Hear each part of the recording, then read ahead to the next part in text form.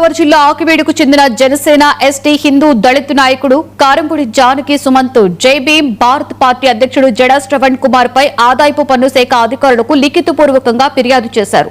ఎన్నికల అఫిడవిట్లో తక్కువ ఆదాయం చూపించి ఇటీవల ఓ ఇంటర్వ్యూలో కోట్ల రూపాయల ఆదాయం భారీగా ఖర్చు చేసినట్లు పేర్కొన్నారని ఆయన ఆరోపించారు. ఈ రెండు వివరాల మధ్య తీవ్ర వ్యత్యాసం ఉందని తన ఫిర్యాదులో పేర్కొన్నారు. శ్రవణ్ కుమార్ తన ఆదాయానికి సంబంధించిన పూర్తి వివరాలను దాచిపెట్టి పన్ను ఎగవేతకు పాల్పడ్డారని సుమంత్ ఆరోపించారు.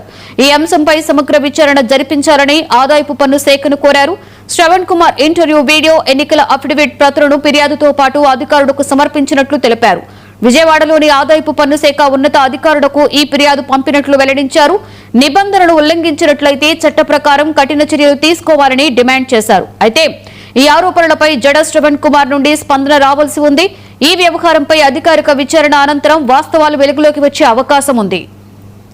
30 లక్షలు కూడా లేవని చెప్పి అఫిడవిట్ ఇచ్చిన ఈయన దళితుల్ని అడ్డు పెట్టుకుని దళితుల యొక్క మనోభావాలతో ఆడుకున్న ఒక ఆర్థిక నేరస్తుడిపై, ఎందుకు ఆర్థిక నేరస్తుడు అన్నామంటే ఆయన మొన్న అఫిడవిట్లో నా ఆదాయం మొత్తం మీద లెక్కేస్తే 23 లక్షలు, మా ఆవిడ గారిది నాది ఇన్కమ్ అన్నీ లెక్కేసినా సరే 30 లక్షలు కూడా లేవని చెప్పి అఫిడవిట్ ఇచ్చిన ఈయన మొన్న ఐ డ్రీమ్ నాగరాజు గారికి ఇంటర్వ్యూ ఇచ్చారు.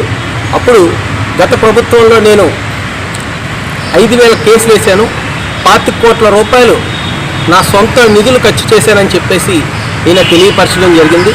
అప్పటికి ఎవరైతే ఇంటర్వ్యూ చేస్తున్నారో ఆయన అప్పటికి అడిగారు, బాబు నువ్వు వేసుకున్న కోట్లు అనుకుంటున్నావా లేకపోతే వైట్ మనీ అంటే, ఇది నా కష్టాజీతము, నేను ఒక్కొక్క కేసుకి సుమారు నెలకి 70 లక్షలు సంపాదిస్తాను, సుప్రీంకోర్టులో కేసేస్తే ఒక కేసుకి నేను 75 లక్షలు తీసుకున్నా అని చెప్పి ఓపెన్గా చెప్పిన ఈయన మరి అఫిడవిట్లో మొత్తం మీద 30 లక్షల రూపాయలే చూపించాడంటే, అంటే ఈయన భారతదేశానికి ఇన్కమ్ ట్యాక్స్కి ఎంత ద్రోహం చేసి ఎంత ట్యాక్స్ ఎగవేత వేస్తున్నారని చెప్పి నేను principal of director income tax వారికి మరియు principal of deputy director income tax వారికి విజయవాడ వారికి, అలాగే principal of commissioner income tax Vijayawada వారికి లిఖితపూర్వకంగా ఈయన మాట్లాడిన వీడియో పెన్ డ్రైవ్ మరియు ఈయన అఫిడవిట్, నా కంప్లైంట్ లెటర్ని ఈయన ఆ ముగ్గురు అధికారులకి పంపించడం జరిగింది.